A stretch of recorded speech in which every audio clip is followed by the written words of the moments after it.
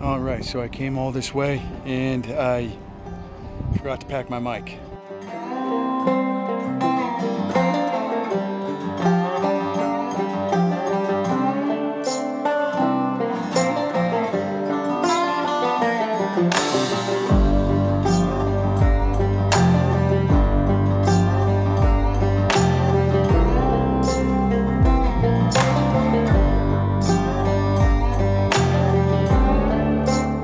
Honestly, doesn't look like much, but that's because it's an earthwork fort from the Revolutionary War.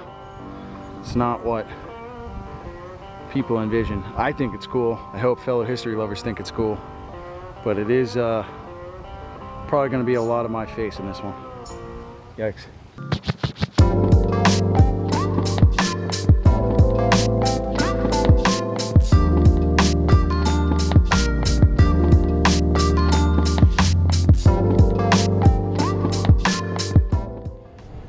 Okay, so where I am today is in Groton, Connecticut, where on September 6th, 1781, the British landed 800 men on the Groton side of the River Thames and on the New London side of the River Thames. So two separate detachments, 800 men strong. The goal was to essentially, well, to put it in layman's terms, was to destroy Groton, Connecticut and New London, Connecticut. And all 1,600 British regular troops were led by a familiar face for the Patriot cause, none other than Benedict Arnold. Here at Fort Griswold is where the larger of the two engagements took place. Now here at Fort Griswold, it was essentially garrisoned by 165 militiamen, plus or minus 20, I guess. And they were under the command of Colonel William Ledyard. And by the time the British got within gun range of here at Fort Griswold, the British commander, Colonel, I believe his last name is Eyre, E-Y-R-E, Eyre, Eyre. We'll go with Eyre. Colonel Eyre asked not once but twice for the surrender of the 165 militiamen here at Fort Griswold, to which Colonel William Ledyard refused. Said, it's not going to happen. Colonel Eyre of the British detachment then stated, well, if you're not going to surrender and we have to come up there and take that fort, no quarter will be given to any of its defenders. Lo and behold, that wasn't an idle threat. Out of the 165 men that were defending Fort Griswold from the British, less than 20 survived. Somewhere between 50 and 70 defenders were executed, including Colonel William Ledyard.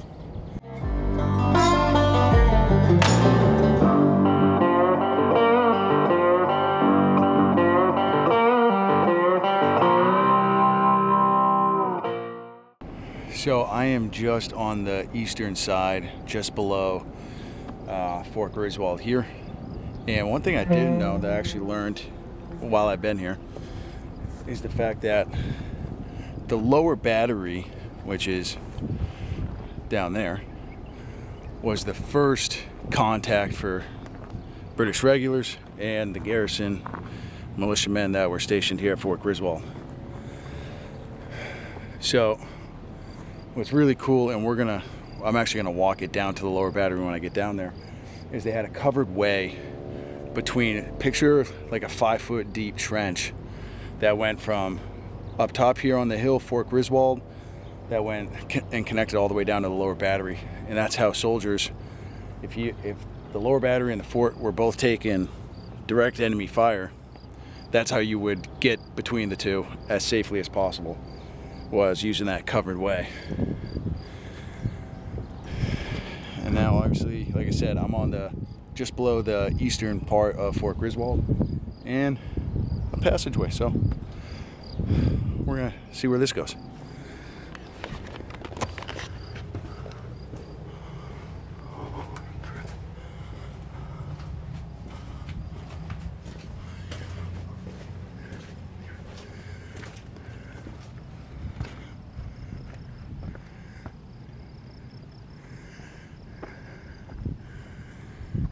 And that gets you back inside the main part of Fort Griswold. That is a pretty nifty little passageway. It's impressive. But if we go back in here, you know, I know that there's a correlation between, why am I being blurry? I know that there's a correlation between the height of males 250 years ago to now, and that men now are just on average taller. I'm not that tall, and I'm touching my head standing up. So that must be the good part of my day right there. All right, so we come back out. All right, and now we're back outside here, outside of the main Fort Griswold, and now we're gonna head down to the lower battery to check out this covered way that the soldiers would have used to go in between the two positions. I can't believe I forgot my mic. So this is what I was talking about with the covered way, right? It's essentially a trench, and I'm gonna try to film myself, make sure I don't eat crap on my way down here. But right, so the main assault from the British regulars here at the Battle of Fort Griswold, or the Battle of Groton Heights, right? British troops landed on both sides of the Thames River, and this side they would have been coming right up from the eastern shore up this way. So we'll get down there, but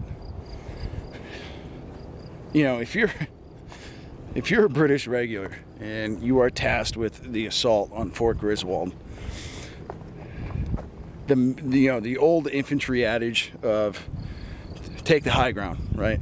Still practiced in today's combat, and it's been practiced ever since the Revolutionary War, probably before that. The high ground is your friend. Why? Because it gives you a vantage point on the enemy that has to come up from the low ground to take the high ground, which is where you're at. I must say, this is pretty impressive for a covered passageway, essentially a trench, to get you from the lower battery up to Fort Griswold in a pinch, and especially if you're taking heavy enemy fire. That covered way is narrow, and it's also, I hope for those guys' sake, back in 1781, it was a little bit smoother of a ride. Behind me is the lower battery, which we're gonna go check out, and that is the covered way that leads up to Fort Griswold. But see, this is terrifying right here. Right? You're in an artillery position. I gotta be honest, there's some cover and concealment, but it ain't much. That's what I'm talking about though, right? If I'm a British regular trying to take Fort Griswold, obviously you're coming from the Thames River on this side, the Groton side, and not only that, let me get down here all the way, to be honest with you, so you can get a real vantage point and a real... I hope it doesn't translate on camera, but you come here in real life, in person, that is a significant height advantage for the garrisoned militia troops holding Fort Griswold away from the British. That is a legit height advantage.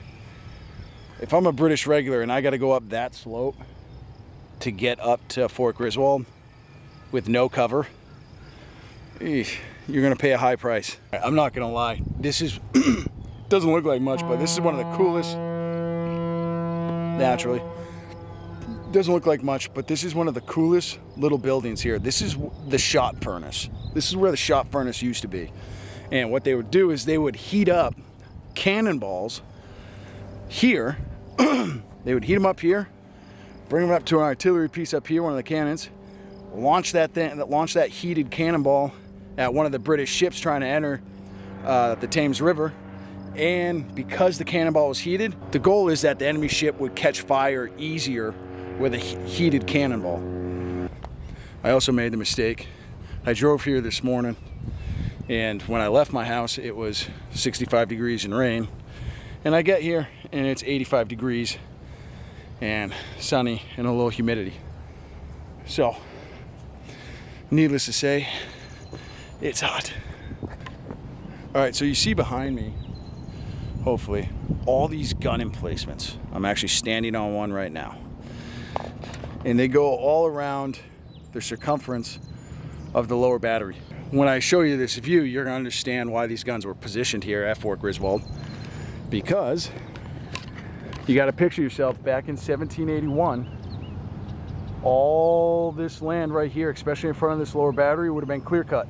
So all those trees and all those obstructions obviously would have been clear cut. So the men occupying the lower battery down here would have had a clear field of fire for the cannons. If you look around here, right, and you count how many cannon emplacements there are, this lower battery was heavily defended. I mean, the amount of sound and noise that these cannons would have been pushing out after all, if they were all in action, must have been, you could probably hear those shots being fired miles away.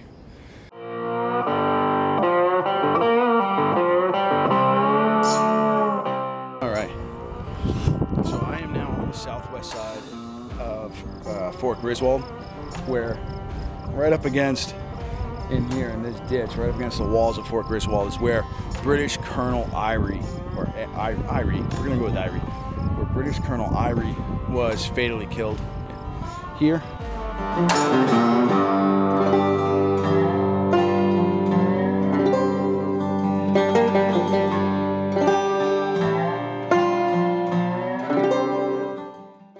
Trying to get inside Fort Griswold. This is also relatively the same area as where a British Major Montgomery was fatally stabbed by a bayonet as well. So, I don't mean to make light of it, but apparently Fort Griswold was where British officers did not fare well in heat of combat.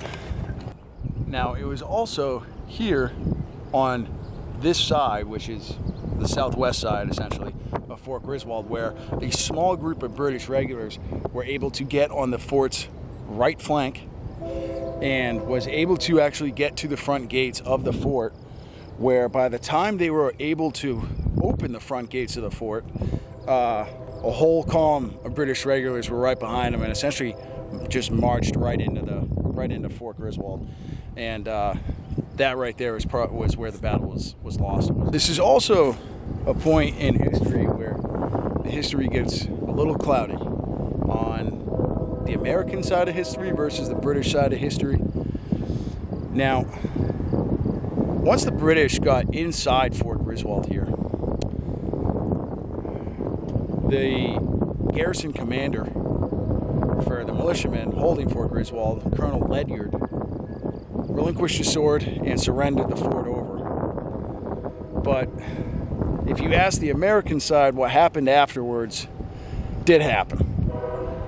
Whether if you look in British military records, it makes no mention of what I'm about to tell you. So once the fort was lost and the garrison troops here, the militiamen, surrendered to the British,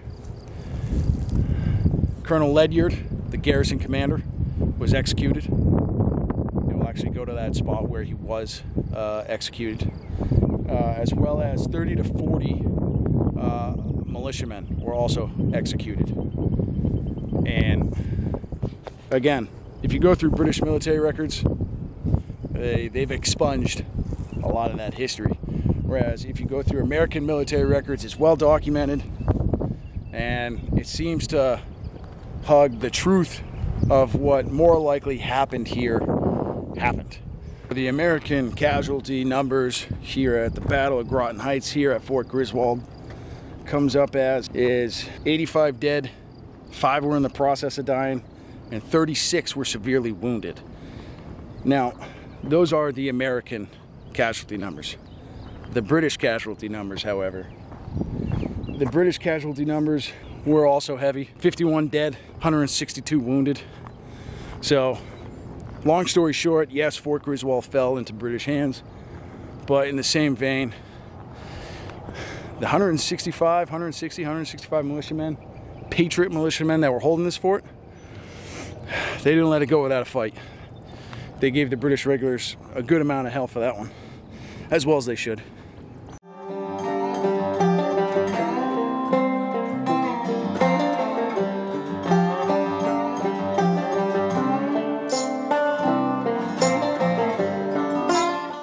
So right here where I am is supposedly the spot where Colonel Ledyard, garrison commander, fell. This is cool. I already mentioned British Major Montgomery, who was killed here attacking the fort. I did not know this. Jordan Freeman, a black patriot of the Battle of Groton Heights, was killed in defense of this fort, where a former slave used a pike, which is grisly to think about, to kill British Major Montgomery during the battle. A pike, nasty, gnarly weapon. Also not a nice way to go out. But on my way out of here, I do have one more historical, interesting, just downright weird fact that happened actually out by the front gate. So that's where we're off to.